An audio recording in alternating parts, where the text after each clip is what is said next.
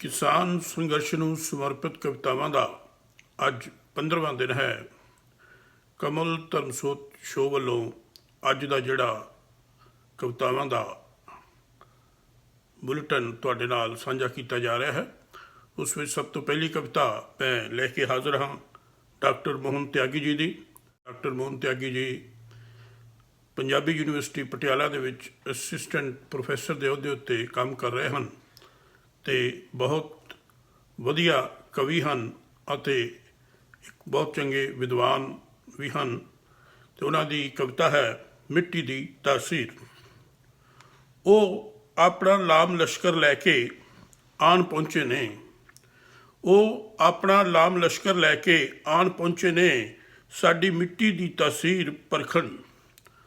ਉਹ ਆਪਣਾ ਲਾਮ ਲਸ਼ਕਰ ਲੈ ਕੇ ਆਣ ਪਹੁੰਚੇ ਨੇ, ਸਾਡੀ ਮਿੱਟੀ ਦੀ ਤਾਸੀਰ ਪਰਖਣ। ਮਿੱਟੀ ਕਿ ਜਿਸ ਵਿੱਚ ਸ਼ਹਾਦਤੀ ਪੈਗਾਮ ਹੈ, ਮਿੱਟੀ ਕਿ ਜਿਸ ਵਿੱਚ ਸ਼ਹਾਦਤੀ ਪੈਗਾਮ ਹੈ, ਗੁਰੂਆਂ ਦਾ ਬਲੀਦਾਨ ਹੈ, ਗਦਰੀਆਂ ਦਾ ਸੰਗਰਾਮ ਹੈ। ਮਿੱਟੀ ਕਿ ਜਿਸ ਵਿੱਚ ਸ਼ਹਾਦਤੀ ਪੈਗਾਮ ਹੈ, ਗੁਰੂਆਂ ਦਾ ਬਲੀਦਾਨ ਹੈ, ਗਦਰੀਆਂ ਦਾ ਸੰਗਰਾਮ ਹੈ। ਉਹਨਾਂ ਦਾ ਇਲਜ਼ਾਮ ਹੈ ਇਸ ਮਿੱਟੀ ਵਿੱਚੋਂ ਹੁਣ ਅੱਗ ਪਣਪਣ ਲੱਗ ਪਈ ਹੈ। ਉਹਨਾਂ ਦਾ ਇਲਜ਼ਾਮ ਹੈ ਇਸ ਮਿੱਟੀ ਵਿੱਚੋਂ ਹੁਣ ਅੱਗ ਪਣਪਣ ਲੱਗ ਪਈ ਹੈ। ਇਸੇ ਲਈ ਉਹ ਹਰ ਵਾਰ ਇਸ ਮਿੱਟੀ ਦੇ ਨਾਂ ਕੋਈ ਨਾ ਕੋਈ ਫਰਮਾਨ ਜਾਰੀ ਕਰਦੇ ਨੇ। ਇਸੇ ਲਈ ਹਰ ਵਾਰ ਇਸ ਮਿੱਟੀ ਦੇ ਨਾਂ ਕੋਈ ਨਾ ਕੋਈ ਫਰਮਾਨ ਜਾਰੀ ਕਰਦੇ ਨੇ। ਹਾਕਮ ਦਾ ਗਿਲਾ ਹੈ ਕਿ ਜਦ ਕੁੱਲ ਦੁਨੀਆ ਦੀ ਮਿੱਟੀ ਸੀਤ ਤੇ ਅਹਿਲ ਪਈ ਹੈ। ਹਾਕਮ ਦਾ ਗਿਲਾ ਹੈ ਕਿ ਜਦ ਕੁੱਲ ਦੁਨੀਆ ਦੀ ਮਿੱਟੀ ਸੀਤ ਤੇ ਅਹਿਲ ਪਈ ਹੈ, ਫਿਰ ਇਸ ਮਿੱਟੀ ਵਿੱਚੋਂ ਹੀ ਕਿਉਂ ਅੰਗਾਰ ਉੱਠਦੇ ਨੇ? ਫਿਰ ਇਸ ਮਿੱਟੀ ਵਿੱਚੋਂ ਹੀ ਕਿਉਂ ਅੰਗਾਰ ਉੱਠਦੇ ਨੇ? ਇਹ ਸੂਹੀ ਮਿੱਟੀ ਹੀ ਕਿਉਂ ਸਿਰ ਚੜ੍ਹ ਕੇ ਬੋਲਦੀ ਹੈ? ਇਹ ਸੂਹੀ ਮਿੱਟੀ ਹੀ ਕਿਉਂ ਸਿਰ ਚੜ੍ਹ ਕੇ ਬੋਲਦੀ ਹੈ?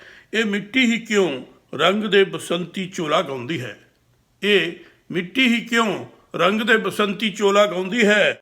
ਹਾਕਮ ਆਪਣੇ ਮਨ 'ਚ ਪਏ ਖੂਨੀ ਦ੍ਰਿਸ਼ਾਂ ਨੂੰ ਫਰੋਲਦਾ ਹੈ। ਹਾਕਮ ਆਪਣੇ ਮਨ 'ਚ ਪਏ ਖੂਨੀ ਦ੍ਰਿਸ਼ਾਂ ਨੂੰ ਫਰੋਲਦਾ ਹੈ। ਮਨ ਹੀ ਮਨ ਤਬਸਰਾ ਕਰਦਾ ਹੈ, ਅਸੀਂ ਇਸ ਮਿੱਟੀ ਨੂੰ 47 'ਚ ਵੰਡਿਆ।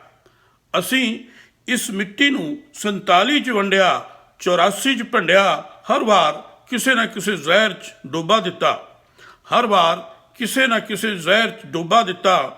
ਪਰ ਫਿਰ ਵੀ ਇਹ ਮਿੱਟੀ ਆਪਣੀ ਸੂਹੀ ਤਾਸੀਰ 'ਚੋਂ ਇਨਕਲਾਬ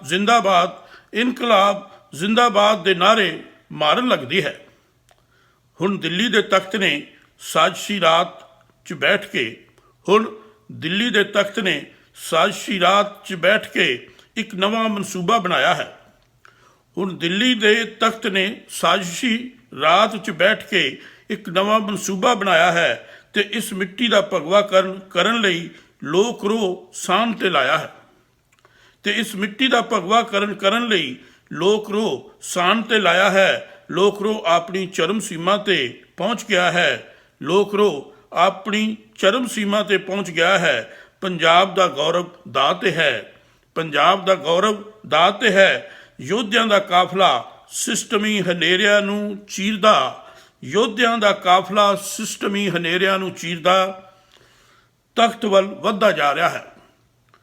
ਯੋਧਿਆਂ ਦਾ ਕਾਫਲਾ ਸਿਸਟਮੀ ਹਨੇਰਿਆਂ ਨੂੰ ਚੀਰਦਾ ਤਖਤ ਵੱਲ ਵੱਧਦਾ ਜਾ ਰਿਹਾ ਹੈ ਤੇ ਹਾਕਮ ਇਸ ਮਿੱਟੀ ਤੋਂ ਆਪਣਾ ਖਹਿੜਾ ਛੁਡਾ ਰਿਹਾ ਹੈ। ਤੇ ਹਾਕਮ ਇਸ ਮਿੱਟੀ ਤੋਂ ਆਪਣਾ ਖਹਿੜਾ ਛੁਡਾ ਰਿਹਾ ਹੈ। ਆਖਰ ਉਹ ਆਣ ਪਹੁੰਚੇ ਨੇ ਸਾਡੀ ਮਿੱਟੀ ਦੀ ਤਾਸੀਰ ਪਰਖਣ। ਆਖਰ ਉਹ ਆਣ ਪਹੁੰਚੇ ਨੇ ਸਾਡੀ ਮਿੱਟੀ ਦੀ ਤਾਸੀਰ ਪਰਖਣ। ਇਹ ਕਵਿਤਾ ਸੀ ਡਾਕਟਰ ਮੋਹਨ ਤਿਆਗੀ ਜੀ ਦੀ। ਪੰਜਾਬੀ ਦੀ ਮਾਨਮੱਤੀ ਕਵਿੱਤਰੀ ਸੁਰਿੰਦਰ ਗੀਤ, ਉਹਨਾਂ ਦੀਆਂ ਪਹਿਲਾਂ ਵੀ ਕਈ ਰਚਨਾਵਾਂ ਆਪ ਦੇ ਨਾਲ ਸਾਂਝੀਆਂ ਕੀਤੀਆਂ ਹਨ ਅਤੇ ਅੱਜ ਇੱਕ ਹੋਰ ਰਚਨਾ ਸਾਂਝੀ ਕਰਨ ਜਾ ਰਿਹਾ ਹਾਂ। ਲੜਾਂਗੇ, ਮਰਾਂਗੇ ਤੇ ਜਿੱਤਾਂਗੇ। 7 ਸਮੁੰਦਰ ਪਾਰ ਮੈਂ ਬੈਠੀ ਖਬਰਾਂ ਪੜ੍ਹਦੀ, ਖਬਰਾਂ ਸੁਣਦੀ, ਖਬਰਾਂ ਵਹਿੰਦੀ, ਭਾਵਕ ਹੁੰਦੀ, ਸੋਚ 'ਚ ਡੁੱਬੀ, ਪਲਾਂ ਛਿਣਾਂ ਵਿੱਚ ਪੁੱਜ ਜਾਂਦੀ ਹਾਂ ਦਿੱਲੀ ਦੇ ਬਾਰਡਰ ਦੇ ਉੱਤੇ। 7 ਸਮੁੰਦਰ ਪਾਰ मैं बैठी खबरां पढ़दी, खबरां सुणदी, खबरां वेंदी, भावुक हुंदी, सोच 'ਚ डुੱਬੀ ਪੁੱਜ ਜਾਂਦੀ ਹਾਂ ਦਿੱਲੀ ਦੇ ਬਾਰਡਰ ਦੇ ਉੱਤੇ, ਜਿੱਥੇ ਮੇਰੇ ਬਾਪੂ ਵਰਗੇ ਤਾਏ ਚਾਚੇ, ਮਾਵਾਂ ਵਰਗੀਆਂ ਤਾਈਆਂ ਚਾਚੀਆਂ, ਹਮ ਉਮਰ ਦੇ ਭੈਣ ਭਾਈ, ਸੋਹਣੇ ਬਾਂਕੇ ਗੱਭਰੂ ਪੁੱਤ, ਗੰਦਲਾਂ ਵਰਗੀਆਂ ਸੋਹਣੀਆਂ ਧੀਆਂ, ਲੱਖਾਂ ਦੀ ਗਿਣਤੀ ਵਿੱਚ ਹੱਥਾਂ ਵਿੱਚ ਕਿਰਸਾਨੀ ਦੇ ਝੰਡੇ ਫੜ ਕੇ ਟਰੈਕਟਰ ਟਰਾਲੀਆਂ ਵਿੱਚ ਬੈਠੇ ਹਨ। ਇਉਂ ਲੱਗਦਾ ਹੈ ਜਿਵੇਂ ਇਹਨਾਂ ਨੇ ਟਰੈਕਟਰ ਅਤੇ ਟਰਾਲੀਆਂ ਦੇ ਨਾਲ ਸ਼ਹਿਰ ਨਵਾਂ ਵਸਾ ਲਿਆ ਹੋਵੇ। ਇਉਂ ਲੱਗਦਾ ਹੈ ਜਿਵੇਂ ਇਹਨਾਂ ਨੇ ਟਰੈਕਟਰ ਅਤੇ ਟਰਾਲੀਆਂ ਦੇ ਨਾਲ ਸ਼ਹਿਰ ਨਵਾਂ ਵਸਾ ਲਿਆ ਹੋਵੇ। ਠੰਡ ਹੋਰ ਵੱਧਦੀ ਹੈ, ਆਪਣੇ ਆਪ ਨੂੰ ਇਕੱਠਾ ਕਰ ਉੱਠਦੀ ਹਾਂ, ਲਿਆਂਦੀਆਂ ਪਾਥੀਆਂ ਨਾਲ ਧੂਣੀ ਬਾਲ ਕੇ ਅੱਗ ਸੇਕ ਰਹੇ ਆਪਣੇ ਭੈਣ ਭਰਾਵਾਂ ਦੇ ਵਿਚਕਾਰ ਆ ਬੈਠਦੀ ਹਾਂ। ਹਰ ਇੱਕ ਦੇ ਚਿਹਰੇ ਵੱਲ ਦੇਖਦੀ ਹਾਂ, ਧੌਲੀਆਂ ਦਾੜੀਆਂ ਵਿੱਚੋਂ ਝਾਕਦੀਆਂ ਝੁਰੜੀਆਂ, ਡੂੰਘੀਆਂ ਧਸੀਆਂ ਅੱਖਾਂ ਵਿੱਚ ਆਪਣੀ ਹੀ ਸਰਕਾਰ ਦੇ ਬਣਾਏ ਕਿਸਾਨ ਵਿਰੋਧੀ ਕਾਨੂੰਨਾਂ ਪ੍ਰਤੀ ਰੋਹ, ਸੱਚੇ ਗੁਰੂ ਦੇ ਸੱਚੇ ਥਾਪੜੇ ਦੀ ਛੋਹ, ਸੀਨਿਆਂ ਵਿੱਚ ਹੱਕਾਂ ਲਈ ਦਹਿਕਦੀਆਂ ਮੰਗਾਂ, ਨਾ ਕੋਈ ਝਿਜਕ ਤੇ ਨਾ ਕੋਈ ਸੰਗਾਂ, ਧੂਣੀ ਦੇ ਸੇਕ ਨਾਲੋਂ ਵੱਧ ਸਿੱਖ ਹਿੰਦੂ ਮੁਸਲਿਮ ਦੇ ਏਕੇ ਤੇ ਪੂਰੇ ਭਾਰਤ ਦੇ ਕਿਰਤੀ ਕਿਸਾਨਾਂ ਦੇ ਸਾਥ ਦਾ ਨਿੱਘ ਮਹਿਸੂਸ ਕਰਦੇ ਤੇ ਪੂਰੇ ਭਾਰਤ ਦੇ ਕਿਰਤੀ ਕਿਸਾਨਾਂ ਦੇ ਸਾਥ ਦਾ ਨਿੱਘ ਮਹਿਸੂਸ ਕਰਦੇ ਇਕਜੁੱਟ ਹੋ ਕੇ ਬੈਠੇ ਕਿਰਤੀ ਕਿਸਾਨ। ਪਰ ਹਰ ਚਿਹਰੇ ਤੇ ਇੱਕ ਸੋਚ ਫੈਲਦੀ ਹੈ ਕਿ ਕਿਵੇਂ ਉਹਦੀ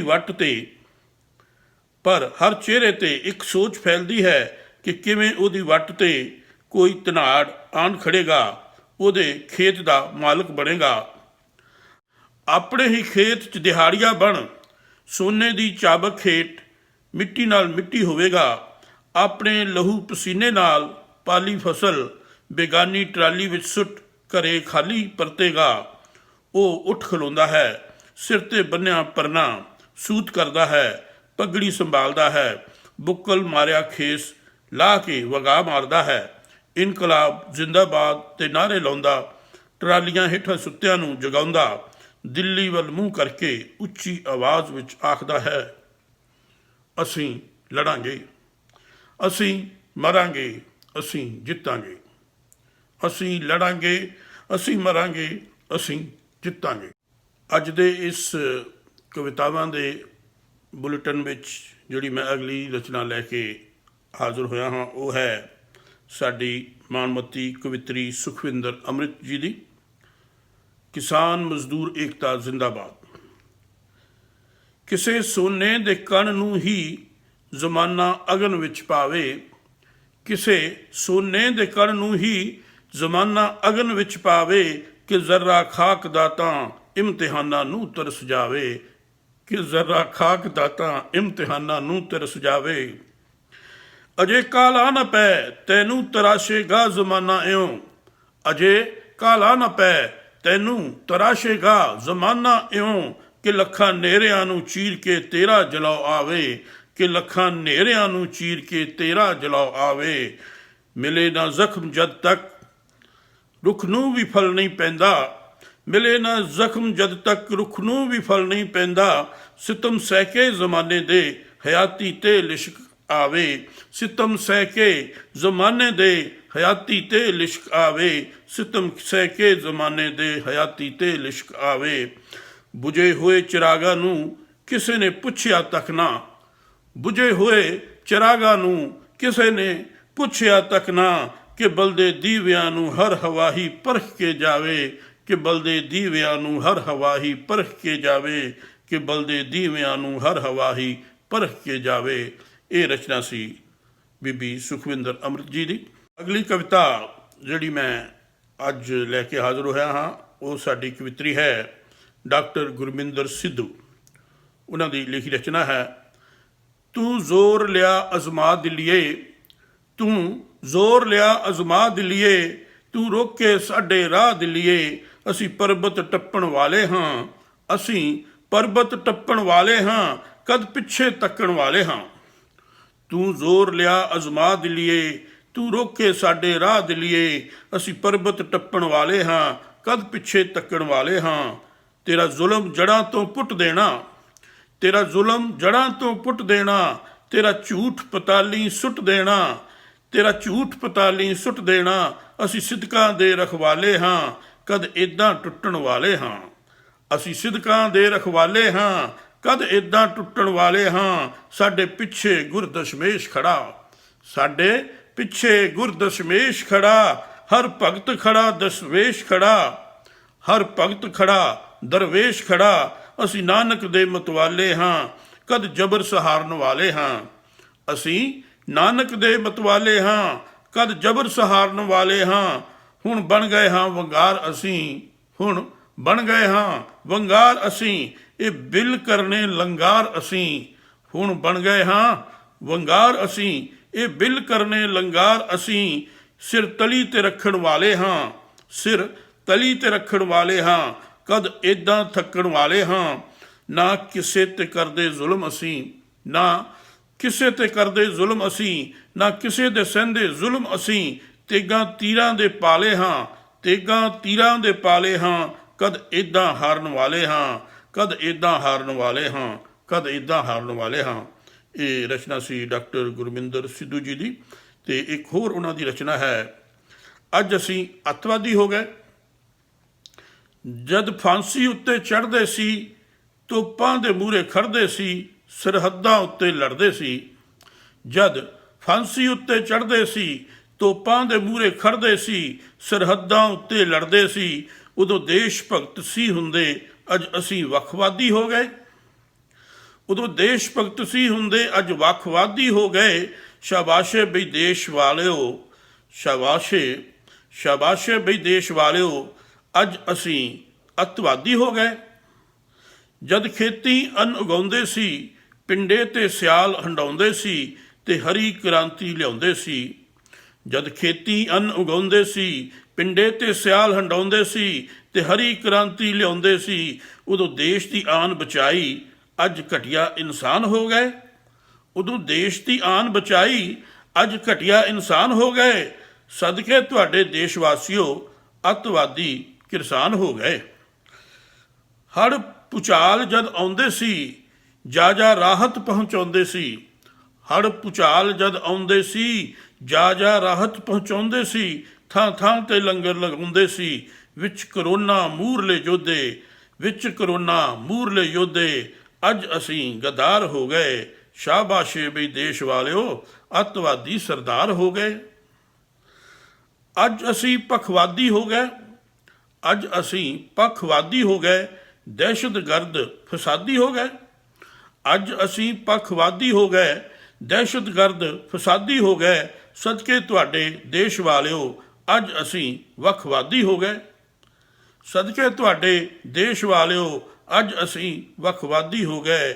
ਸ਼ਾਬਾਸ਼ੇ ਵੀ ਦੇਸ਼ ਵਾਸੀਓ, ਅੱਜ ਅਸੀਂ ਅੱਤਵਾਦੀ ਹੋ ਗਏ, ਅੱਜ ਅਸੀਂ ਅੱਤਵਾਦੀ ਹੋ ਗਏ। ਇਹ ਰਚਨਾ ਸੀ ਡਾਕਟਰ ਗੁਰਮਿੰਦਰ ਸਿੱਧੂ ਜੀ ਦੀ। ਕਿਸਾਨ ਸੰਘਰਸ਼ ਨੂੰ ਸਮਰਪਿਤ ਕਵਿਤਾਵਾਂ ਦੇ ਅੱਜ 15ਵੇਂ ਦਿਨ ਮੈਂ ਇੱਕ ਹੋਰ ਕਵਿਤਾ ਤੁਹਾਡੇ ਨਾਲ ਸਾਂਝੀ ਕਰਨ ਜਾ ਰਿਹਾ ਹਾਂ, ਜੋ ਕਿ ਲਿਖੀ ਹੈ ਸਰਬਜੀਤ ਸੋਹੀ ਜੀ ਨੇ। ਸਰਬਜੀਤ ਸੋਹੀ। ਤਮੰਨਾ ਜੀਣ ਦੀ ਜੀਵੇ, ਖਿੜੇ ਰਹਿਣਾ ਖਿਜ਼ਾਵਾਂ ਵਿੱਚ। ਤਮੰਨਾ ਜੀਣ ਦੀ ਜੀਵੇ, ਖਿੜੇ ਰਹਿਣਾ ਖਿਜ਼ਾਵਾਂ ਵਿੱਚ। ਉਜਾਲੇ ਉਂਝ ਨਹੀਂ ਹੋਣੇ, ਲਹੂ ਪਾਓ ਚਿਰਾਗਾਂ ਵਿੱਚ। ਲਹੂ ਪਾਓ ਚਿਰਾਗਾਂ ਵਿੱਚ। ਤਮੰਨਾ ਜੀਣ ਦੀ ਜੀਵੇ, ਖਿੜੇ ਰਹਿਣਾ ਖਿਜ਼ਾਵਾਂ ਵਿੱਚ। ਉਜਾਲੇ ਉਂਝ ਨਹੀਂ ਹੋਣੇ, ਲਹੂ ਪਾਓ ਚਿਰਾਗਾਂ ਵਿੱਚ। ਨਾ ਰਹਿਣੇ ਖੇਤ ਨੇ ਸਾਡੇ, ਨਾ ਰਹਿਣੀ ਉਪਜ ਹੈ ਸਾਡੀ। ਨਾ ਰਹਿਣੇ ਖੇਤ ਨੇ ਸਾਡੇ, ਨਾ ਰਹਿਣੀ ਉਪਜ ਹੈ ਸਾਡੀ। ਲਿਖੀ ਹੈ ਜਾ ਰਹੀ ਹੋਣੀ ਕਿਸਾਨਾਂ ਦੀ ਕਿਤਾਬਾਂ ਵਿੱਚ। ਨਾ ਦੱਬੇ ਸ਼ੂਦਰਾਂ ਰਹਿਣਾ, ਨਾ ਅੰਦਰ ਹੁਣ ਰਹੂ ਔਰਤ। ਅਜੇ ਵੀ ਲੱਦਿਆ ਕੂੜਾ ਕਈਆਂ ਦੇ ਦਿਮਾਗਾਂ ਵਿੱਚ। ਅਜੇ ਵੀ ਲੱਦਿਆ ਕੂੜਾ ਕਈਆਂ ਦੇ ਦਿਮਾਗਾਂ ਵਿੱਚ। ਅਸੀਂ ਫਕਰ ਨਹੀਂ ਮੁਹਤਾਜ ਤੇਰੇ ਜਾਮ ਦੇ ਹਰਗਿਜ਼। ਅਸੀਂ ਫਕਰ ਨਹੀਂ ਮੁਹਤਾਜ ਤੇਰੇ ਜਾਮ ਦੇ ਹਰਗਿਜ਼। ਹੋਊਗਾ ਉੱਠਣਾ ਬਹਿਣਾ ਤੇਰਾ ਚਾਹੇ ਨਵਾਬਾਂ ਵਿੱਚ। ਹੋਊਗਾ ਉੱਠਣਾ ਬਹਿਣਾ ਤੇਰਾ ਚਾਹੇ ਨਵਾਬਾਂ ਵਿੱਚ। ਹਜ਼ਾਰਾਂ ਵਾਰ ਛਾਂਗੇ ਹਾਂ, ਮਗਰ ਹਾਂ ਮੌਲ ਦੇ ਫਿਰ ਵੀ। ਹਜ਼ਾਰਾਂ ਵਾਰ ਛਾਂਗੇ ਹਾਂ, ਮਗਰ ਹਾਂ ਮੌਲ ਦੇ ਫਿਰ ਵੀ, ਤਮੰਨਾ ਮੁੜ ਪੁੰਗਾਰੇ ਦੀ ਨਹੀਂ ਮਰਦੀ ਗੁਲਾਬਾਂ ਵਿੱਚ। ਹਜ਼ਾਰਾਂ ਵਾਰ ਛਾਂਗੇ ਹਾਂ, ਮਗਰ ਹਾਂ ਮੌਲ ਦੇ ਫਿਰ ਵੀ, ਤਮੰਨਾ ਮੁੜ ਪੁੰਗਾਰੇ ਦੀ ਨਹੀਂ ਮਰਦੀ ਗੁਲਾਬਾਂ ਵਿੱਚ। ਜ਼ਰੂਰੀ ਹਨ ਉਡਾਰੀ ਦੇ ਲਈ ਪਰ ਮੰਨਿਆ ਐਪਰ, ਜ਼ਰੂਰੀ ਹਨ ਉਡਾਰੀ ਦੇ ਲਈ ਪਰ ਮੰਨਿਆ ਐਪਰ, ਭਮੱਕੜ ਭਰ ਨਹੀਂ ਸਕਦੇ ਕਦੇ ਪਰਵਾਜ਼ ਉਕਾਬਾਂ ਵਿੱਚ। ਜ਼ਰੂਰੀ ਹਨ ਉਡਾਰੀ ਦੇ ਲਈ ਪਰ ਮੰਨਿਆ ਐਪਰ, ਜ਼ਰੂਰੀ ਹਨ ਉਡਾਰੀ ਦੇ ਲਈ ਪਰ ਮੰਨਿਆ ਐਪਰ, ਭਮੱਕੜ ਭਰ ਨਹੀਂ ਸਕਦੇ ਕਦੇ ਪਰਵਾਜ਼ ਉਕਾਬਾਂ ਵਿੱਚ, ਭਮੱਕੜ ਭਰ ਨਹੀਂ ਸਕਦੇ ਕਦੇ ਪਰਵਾਜ਼ ਉਕਾਬਾਂ ਵਿੱਚ। ਨਾ ਸੋਚੀ ਤੂੰ ਕਿ ਮੁੜ ਆਊ, ਨਾ ਸੋਚੀ ਤੂੰ ਕਿ ਮੁੜ ਆਊ ਗਿਆ ਜੋ ਤੋੜ ਕੇ ਝਾਂਜਰ, ਨਾ ਸੋਚੀ ਤੂੰ ਕਿ ਮੁੜ ਆਊ ਗਿਆ ਜੋ ਤੋੜ ਕੇ ਝਾਂਜਰ। ਅਵਾਰਾ ਬਾਜ਼ ਸੀ ਸੋਹੀ, ਅਵਾਰਾ ਬਾਜ਼ ਸੀ ਸੋਹੀ ਕਿਵੇਂ ਵੱਜਦਾ ਅਦਾਵਾਂ ਵਿੱਚ, ਅਵਾਰਾ ਬਾਜ਼ ਸੀ ਸੋਹੀ ਕਿਵੇਂ ਵੱਜਦਾ ਅਦਾਵਾਂ ਵਿੱਚ। ਨਾ ਸੋਚੀ ਤੂੰ ਕਿ ਮੁੜ ਆਊ ਗਿਆ ਜੋ ਤੋੜ ਕੇ ਝਾਂਜਰ, ਅਵਾਰਾ ਬਾਜ਼ ਸੀ ਸੋਹੀ ਕਿਵੇਂ ਵੱਜਦਾ ਅਦਾਵਾਂ ਵਿੱਚ, ਕਿਵੇਂ ਵੱਜਦਾ ਅਦਾਵਾਂ ਵਿੱਚ। ਇਹ ਰਚਨਾ ਸੀ ਸਰਬਜੀਤ ਸੋਹੀ ਜੀ ਦੀ। ਕਿਰਤੀ ਕਿਸਾਨਾਂ ਦੇ ਚੱਲ ਰਹੇ ਸੰਘਰਸ਼ ਲਈ ਮਨ ਵਿੱਚੋਂ ਹਰ ਵਾਰ ਇਹੀ ਦੁਆ ਉੱਠਦੀ ਹੈ ਕਿ ਕਾਸ਼ ਦਿੱਲੀ ਦੀ ਸਰਕਾਰ ਜਲਦੀ ਤੋਂ ਜਲਦੀ ਇਹ ਮੰਗਾਂ ਮੰਨ ਕੇ ਸਾਡੇ ਸੰਘਰਸ਼ਸ਼ੀਲ ਸਾਥੀਆਂ ਨੂੰ ਵਾਪਸ ਆਪਣੇ ਘਰਾਂ ਨੂੰ ਭੇਜੇ। ਤੇ ਮੈਂ ਕਮਲ ਧਰਮਸੋਤ ਤੁਹਾਡੇ ਤੋਂ ਇਜਾਜ਼ਤ ਲੈਂਦਾ ਹਾਂ। ਅਗਲੀ ਵੀਡੀਓ ਤੱਕ ਬਹੁਤ ਜਲਦੀ ਫਿਰ ਹਾਜ਼ਰ ਹੋਵਾਂਗੇ। ਜੈ ਕਿਰਤੀ, ਜੈ ਕਿਸਾਨ, ਜੈ ਜਵਾਨ। ਤੁਹਾਡਾ ਬਹੁਤ ਬਹੁਤ ਧੰਨਵਾਦ।